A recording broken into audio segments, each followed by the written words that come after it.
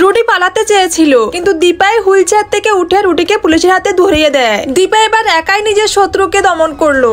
এমন চাঞ্চল্যকর দৃশ্যই দেখতে চলেছেন অনুরাগের ছোঁয়া ধারাবাহিকের আগামী পর্বে। সো ভিডিওটি লাইক করে চ্যানেলটি সাবস্ক্রাইব করে শেষ পর্যন্ত দেখতে থাকুন। সুদীপা তার হারানো সম্মান ফিরে পাওয়ার পরে সবার কাছে সবটা ক্লিয়ার হয়ে যায় যে রুটি আসলে কত বড় অপরাধী। এবার পরমা বলে, আমি এবার বুঝতে পারছি, আমি যখন সুদীপার ট্রিটমেন্টের জন্য টাকার দরকার ছিল তখন কিশোরের কাছে গেছিলাম প্রপার্টি বিক্রি করার জন্য, কিন্তু উনি বললেন ওনার কাছে টাকা নেই।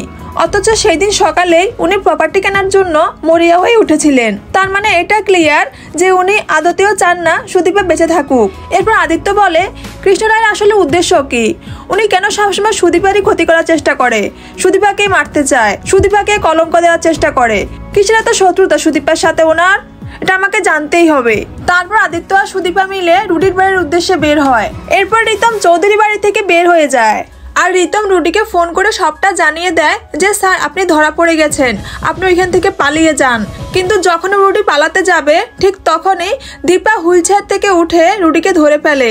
যে দীপাকে বছরের পর বছর একটা রুমের মধ্যে বন্দি করে রাখা হয়েছিল, সেই দীপাই আজ রুটিকে ধরিয়ে দিল। দীপা আদিত্যকে ফোন করে সবটা বলে দেয় যে রুটি কোথায় আছে।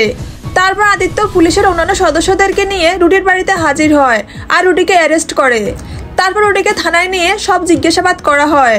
আর অন্যদিকে সুদীপার মুখোমুখি যখন দীপা আসে তখন সুদীপা অবাক হয়ে যায় যে হুবহু আমার চেহারার সাথে মিল কি করে হতে পারে একটা মানুষের। তারপর সেখানে পরমাও চলে আসে।